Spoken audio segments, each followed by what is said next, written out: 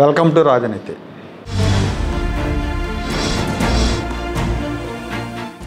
ప్రభుత్వ ఉద్యోగులు లంచగొండ్లు అంటే చాలామంది ప్రభుత్వ ఉద్యోగులకి కోపం వస్తుంది. అందరూ లంచగొండ్లు కాదు, కానీ కొంతమంది నిర్వాహకం మూలంగా అందరూ ఆ ప్రదర్శన మూట కట్టుకోవాల్సి వస్తుంది. చిన్న చిన్న ఉద్యోగుల దగ్గర నుంచి లక్షల్లో జీతాలు తీసుకునే పెద్ద ఉద్యోగుల దాకా ఈ లంచాలకు అతీతులు కాదు.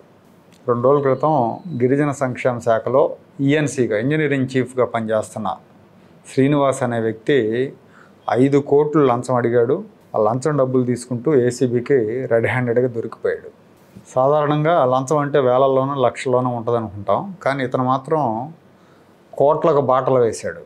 ఇంకొంతమంది అవినీతి ఉద్యోగులకు ఆదర్శనీయుడయ్యాడు. 35 కోట్ల రూపాయల విలువైన బిల్లు మంజూరు చేసేందుకు 5 కోట్లు లంచం అడిగాడు. కనీ విని ఎరుగని లంచం ఇది. ఏజెన్సీ ఏరియాల్లో పాఠశాల నిర్మాణానికి కేంద్ర ప్రభుత్వం నిధులు మంజూరు చేస్తూ ఉంటుంది.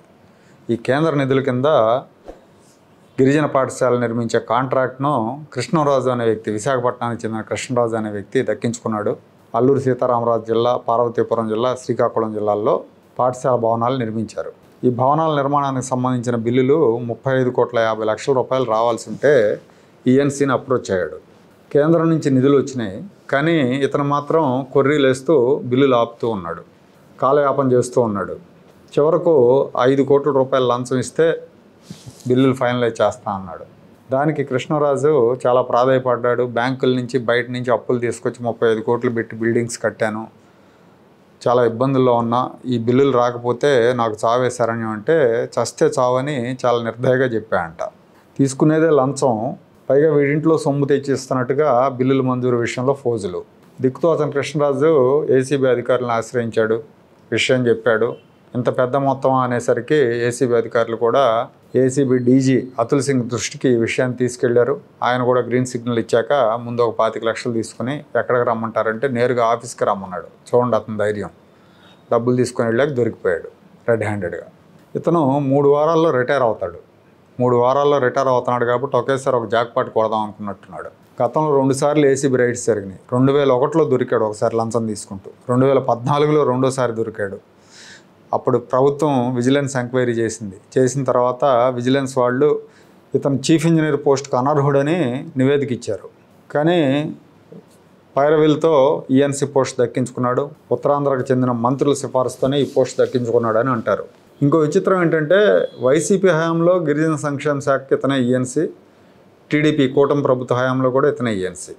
వైసీపీ హయాంలో పాముల పుష్పశ్రీవాణి గిరిజన సంక్షేమ మంత్రిగా ఉన్నప్పుడు, పీడిక రాజన్న ద్వారా గిరిజన సంక్షేమ శాఖ మంత్రిగా ఉన్నప్పుడు ఇతనే ఈఎన్సీగా ఉన్నాడు. ఇప్పుడు సంధ్యారాణి గిరిజన సంక్షేమ శాఖ మంత్రిగా ఉన్నప్పుడు ఇతనే ఈఎన్సీగా ఉన్నాడు. అంటే అప్పుడు చక్రం తిప్పాడు, కీలకంగా ఉన్నాడు వైసీపీ హయాంలో. ఇప్పుడు కూడా అదే పోస్టులో విజయవంతంగా కొనసాగుతున్నాడు. అప్పుడు వైసీపీ మంత్రుల ఆశీస్సులు ఉన్నాయి, ఇప్పుడు టీడీపీ మంత్రి సంధ్యారాణి ఆశీస్సులు ఉన్నాయి అంటున్నారు. ఇతను వసూలు చేయడంలో దిట్ట కాబట్టి ఇతన్ని శాఖలో పెట్టుకుంటే చేతికి మట్టి అంటకుండా అన్ని పనులు చాలా సులువుగా అయిపోతాయన్న ఆలోచనతో ఇతన్ని ఆ పోస్టులో కొనసాగిస్తున్నారన్న ఆరోపణలు ఉన్నాయి. 35 కోట్లకే ఇతను 5 కోట్లు లంచం అడిగాయంటే రాష్ట్ర ప్రభుత్వం గిరిజన సంక్షేమానికి ఖర్చు పెడుతున్న 1300 కోట్లకు దాదాపు 200 కోట్లు వసూలు చేయాలి. ఇతను గతంలో మంజూరు చేసిన అన్ని పనుల మీద ఏసీబీ విచారణ జరిపిస్తే 100 కోట్ల ఆస్తులు బయటపడే అవకాశం ఉందని ఆ శాఖలో ఉద్యోగులే చెప్తున్నారు. ఇతను ఇంకో 3 వారాల్లో రిటైర్ అవుతుంటే ఇతనికి ఇంకో 2 ఏళ్ళు ఎక్స్టెన్షన్ ఇవ్వాలని ఉత్తరాంధ్రకు చెందిన కొంతమంది ఎమ్మెల్యేలు సిఫార్సు చేయడం చాలా ఆశ్చర్యకరంగా ఉంది. బహుశా ఈ అవినీతి పాపపు సొమ్ములో వాళ్ళకు కూడా వాటాలు ఇస్తున్నాడేమో అన్న విమర్శలు కూడా ఉన్నాయి.